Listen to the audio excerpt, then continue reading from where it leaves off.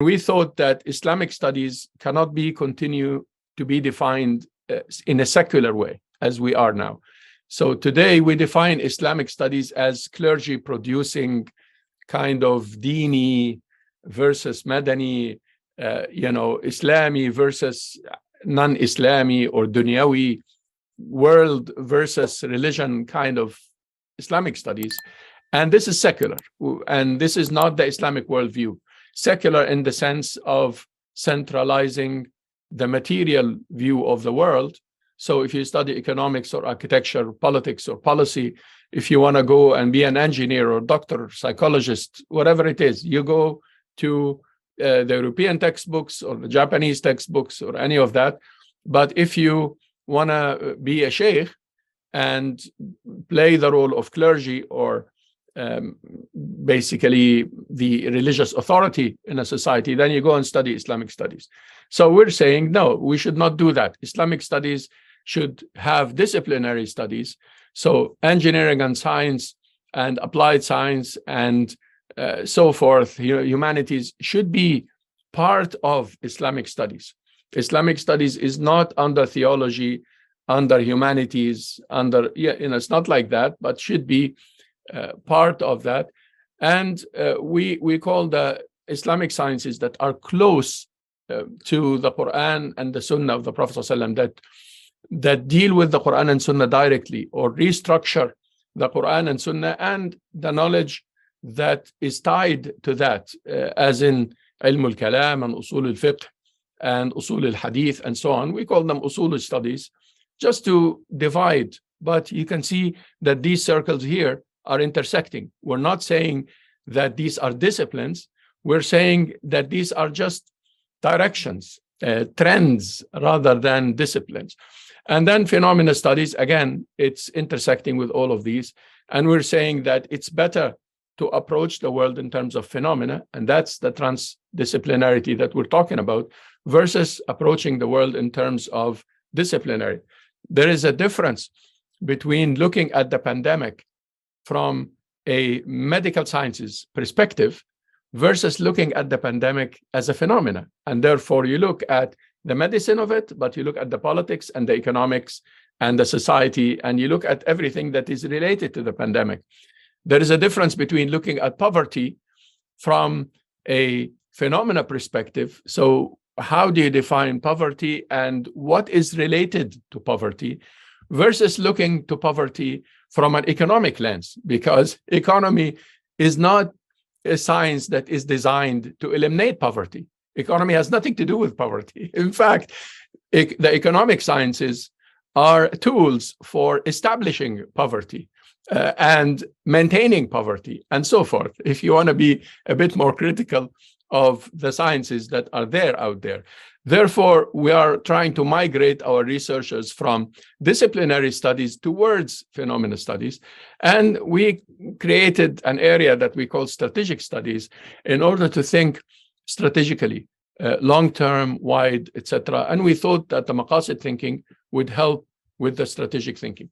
Now, this is the generation of fiqh that we are talking about, how to generate fiqh. And fiqh is not legislation. We're not talking about tashri'ah here. This is different. We're talking about fiqh as an understanding of the Quran that is applied to phenomena in the reality. And that is the transdisciplinarity that we're talking about. And we said, okay, let us have 5 steps.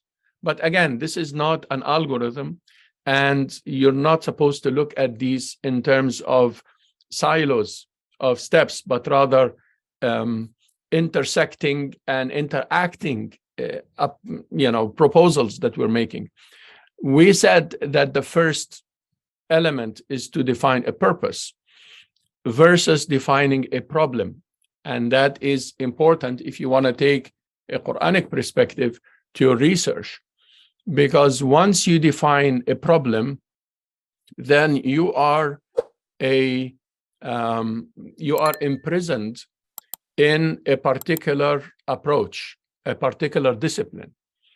If you define a problem without having a purpose defined, so you are a researcher in a particular university and you are studying psychology, and your problem definition is based on the premises of that discipline. So your problem definition is depression, let's say, and how to deal with depression.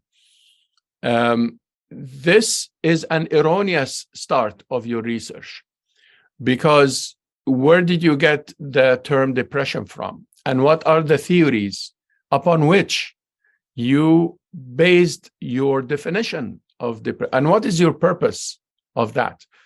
The purpose, when you deal with psychological sciences that deal with counseling and so on, the higher purpose is the service of the society, in terms of a good citizen kind of purpose. So the end result of your research, when you go to a counselor, the counselor is trying to make you part of the society, of a social structure that we have in any society. And therefore, the higher purpose of the dealing with you in terms of psychology that people research when they research depression has to do with being able to function in the society. But to function for what purpose? And to do what? And what are the higher objectives is not really part of that. So when you deal with a discipline and you have a question, a research question, the research question, even if it sounds appealing from an Islamic point of view, it would be erroneous to do that without having a purpose. Like, why am I studying that? What are the higher purposes? Okay, higher purposes, I want to please Allah and I want to go to Jannah when I die. Okay, and what does this mean at a lower level of maqasid, a lower level of objectives? What am I trying to do exactly in terms of knowledge and so forth that is going to be inspired by the Quran, by the Book of Allah? So that's why we're saying here that the purpose is just one step, and you have the second step, the Quran and the Sunnah and the cycles of reflection. But these two steps are not separate, because once you open the Book of Allah and you try to connect it to the model of Muhammad sallallahu alaihi wasallam, your purposes are going to develop. Your purposes are going to start to be different. Your purposes in life, your purposes from your research, and the purpose is going to affect the way you look at the Book of Allah and the Sunnah of the Prophet sallallahu alaihi wasallam. And then the question I get all the time: so I open the Quran, what tafsir do I use? And of course not. This is not a tafsir lesson. You open the Quran and look at the framework that we're talking about in order to have a purpose of your research. Oh, but I'm not qualified to give fatwa. Well, who asked you to give fatwa? You're not going to divide inheritance or deal with a court in a divorce case. If you are a psychologist or an architect, if you are an artist or a mother who is opening the book and trying to see how can she deal with her children, you are not going to give fatwa about that. This is different. So my point is that the legalization of Islam and the fiqhization, if you wish, of Islam has been too much and has influenced our reading of the Quran. And people read the Quran and they think that they're just doing ibadah, but they don't really want to look at ideas in the Quran. And it is highly untapped, so much there of ideas that have not been explored, that we need. And there is no other way of our ummah to stand on its feet until we go back to the Quran and build our sciences on that, build our architecture, our military sciences, our management sciences, our psychology. It doesn't mean that we don't benefit from the others, but this is here, the critical studies of literature and reality. There is one step where you look at literature and you look at the reality, and we try to benefit from the wisdom of humanity. But the Quran and Sunnah have to be centralized in the way you approach. And then there is a lot of talk about the relationship between the Sunnah and the Quran that we covered for those who have taken the course with us in the Maqasid Institute or other universities.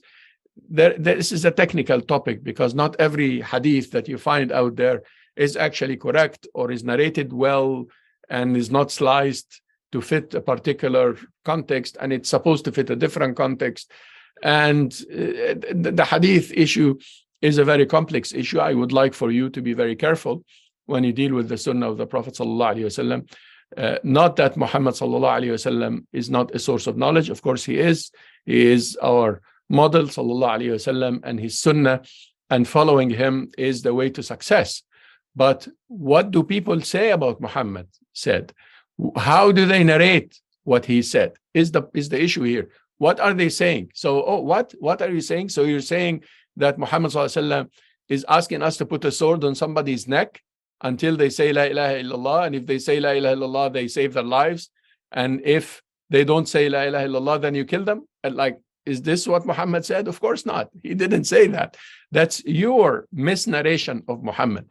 So it's important that we look at that in a critical way, and it is necessary that we respect the scholars who are courageous enough to critique the hadith studies of the past and of today, so that we are able to read the Quran properly without the intervention that is a very negative intervention of some of the narrations that are misnarrated. You read the Quran with a narration that is misnarrated. I was just talking the other day about يا أيها الناس اتقوا ربكم الذي خلقكم من نفس واحدة وخلق منها زوجها. And Nisa, verse number 1, that he created you from one soul and created from her mate or her couple, زوجها. And then you read the ayah with the hadith in mind that Adam slept and Allah created Eve from his rib. So when you read, you are actually reading the hadith. You're not reading the Quran. The Quran is not saying rib. And in fact, if you go to the hadith has problems. And even the most conserved scholars of hadith critiqued it. So this is a myth. Allah didn't create Eve from Adam's rib. Allah created Adam and Eve from nafsin wahida, one soul. If you look at the verse, at the ayah, without the hadith that is Israeliyat, that is from the children of Israel, not from Muhammad sallallahu alaihi wasallam, you will read it properly. And you will start to look at nafsin wahidatin wa khalaqa minha zawjaha. It is one soul, and Allah created from her. Sheikh Muhammad Abdu in his tafsir, for example, he said, it is very interesting that he said, وَخَلَقَ مِنْهَا زَوْجَهَا. He did not say, وَخَلَقَ مِنْهُ زَوْجُهُ. He's not saying that he created created her from him. He's saying he created him from her. And then he said, what is that her? It is a nafs al-wahida. So, nafsin wahida, a one soul, وَخَلَقَ مِنْهَا زَوْجَهَا. And he created from her, that one soul, the couple. He created the couple together. That is if you read the Quran without the impact of the misnarrations, I'm saying. And we have so much of that in the Quran that we read sometimes, we feel that we are misreading because we have previous perceptions. Now, you look at the framework, and that's what I want to talk a little bit about. And we proposed, again, 7 elements. And these 7 elements, if you look at them philosophically speaking or methodologically speaking, there is no difference between them. There are no silos between the concepts and the objectives, because the objectives are concepts and the concepts are objectives one way or the other. And the values are concepts and are objectives too. And the commands are not commands unless they have values, and are not commands properly unless they have objectives and concepts, and they have to be compatible with universal laws. And the universal laws are also concepts and are also objectives and are also values. And when you define people into groups or parties, you are doing that based on concepts and objectives and values. And Why are we naming them 7 names? Because that's human language. Like, we're just trying to say that when you read the Quran, if you are a person who is more inclined towards objective thinking, you are going to see objectives everywhere. Even a concept, you will see it as an objective. A value, you will see it as an objective. But the objective-based thinking is very weak in humanity. So we cannot just say, be objective-based. Otherwise, most people will not see anything because they are not used to the why question. They are not used to the objective question.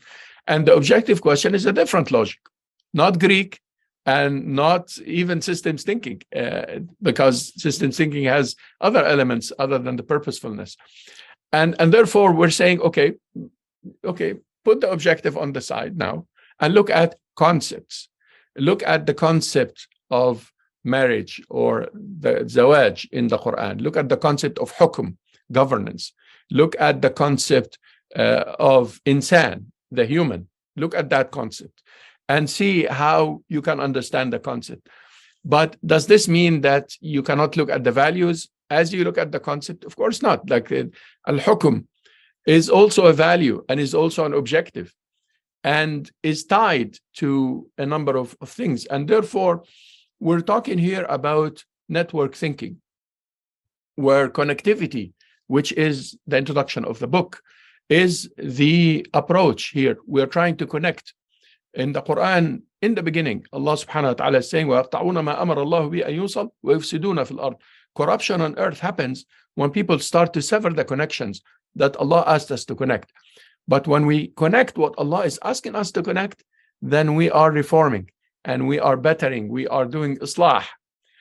We cannot do islah if we are going to sever, because we fall into apologism and partialism and the problems that you would read about in that book. And therefore, there is no difference really between these elements and proofs, al-hujaj, the mantiq. And we said that the mantiq has to do with the way al-lisan, the tongue, moves, and this would create meanings, and the meanings would create words that are concepts. And this mantiq is how you connect al-alamat bil-haqa'iq, how you connect the signs to the truths. How do you prove a certain truth? That is important to look at when you look at these elements in terms of proofs. And therefore, these elements are intersecting, and our objective is to have some sort of a network of ideas that would, inshallah, make you emerge new theories, new ideas, generate ideas, tawleed, or in Arabic, it's laboring, really, like it's laboring the ideas. And أنشأناه خلقا آخر. A different creation emerged, Allah said, subhanahu wa ta'ala. This نشأ ينشأ إنشاءً, or ولد يولد توليدا, 2 different dimensions of looking at emergence, what we call emergence in English, is to labor something and give birth to something, or construct an idea. We are calling you as researchers to construct ideas based on a network of elements that you read from the Book of Allah, based on this, based on the concepts, objectives, proofs, values, groups, universal laws, and commands. And when you have a journey with the Book of Allah, and when you look at these things, again, these things are just training for you to differentiate between different angles of reading the words of Allah subhanahu wa ta'ala. But the words of Allah subhanahu wa ta'ala are not divided into concepts and objectives and values like that, because al-khair, good, al-khair. Al-khair is a value and an objective and a concept. And it's also a command, waf'alul khair, do good, and so forth. So the point is that you look at the Book of Allah subhanahu wa ta'ala, with every word has a value and has somewhere to take you, right? And this methodology that we are promoting is just, aiding tools. It's just, tools that would allow you to perhaps think in a deeper way. But if you want to produce research based on this emergence that we mentioned, at the end of the book in terms of the ideas and the theories that will emerge that we need as an ummah, you will have to go beyond the thinking of those 7 elements. And you will have to look at the book of Allah as ayat, as signs. Signs for what? Alamat, or signs for haqa'iq, for truths. And the mantiq and the tongue is going to lead you from the signs to the truths. And when you see the truths in any phenomena, you could start to suggest solutions for problems that you see. But you cannot start with a problem, because beware of misdefining the problem. I've so many students who come and ask about, okay, I have this research problem, and okay, what is your research problem? Patriarchy, or economic freedom, or like this is not, it's not a problem from the Islamic point of view. Intellectual property and this kind of thing. Like sometimes people have a concept, objective / value / whatever you want to call it, that is a problematic in the society. It's problematic that the other day I was speaking with one of our brothers, one of our students, and he is telling me the problem is the stability of the state. He's talking about one of the states where there are like a dynamics between the Islamic parties and the society and so on. And he was talking about the problem of the state control and the state stability. I told him, this is Machiavelli's problem. This is not your problem. Like, you don't need the state to be stable if it's going to continue like that, And that is the Islamic point of view, Quranic view. The Quranic view, when you look at a particular thing, you don't have to go by the premises of different sciences. If you read the Machiavelli's, the other book, the Prince, and the other book, the second book that he produced, you will see that his problem was the stability of the state and the authority of the state. And then he went on to talk about that. As a Muslim, you should not define the state this way, because the state in Islam, if you read the Quran, is al-hukm, governance, and that's different. And if you look at al-hukm, how do you deal with the state in order for the state to be an agent of good, of islah? The siyasa Shariah, even in the old theories, they said tahqiq al-masalih wa tajannub al-mafasid. The state is for increasing the maslaha and decreasing the mafsada. The stability and the control are tools. And therefore, this should not be, I told our brother, this should not be your objective from your research. What should be my objective? Well, the objective should be, how can the state contribute to the society, not contribute to the politicians? Like, how can the state better the society? Look at the phenomena of, like in this particular case, the phenomena of tribalism in that society, and how the tribes could actually better the society. You don't have to have the official state authority working on every problem. Tribes is a system that works in some countries in a way that should do more politics. We should not withdraw the politics from the tribes and put it all with the state, because we should go the other way around, because that is not helpful. That will make the state more tyrannical. But if you take from the state to the tribes and make sure that the tribes are empowered and the syndicates of the professions are more empowered, then you are actually changing the political structure. But that's how, as a researcher, you are contributing to political science, rather than going by the problems that were defined by Machiavelli, really, not us. So anyway, so I just wanted to share some thoughts with you.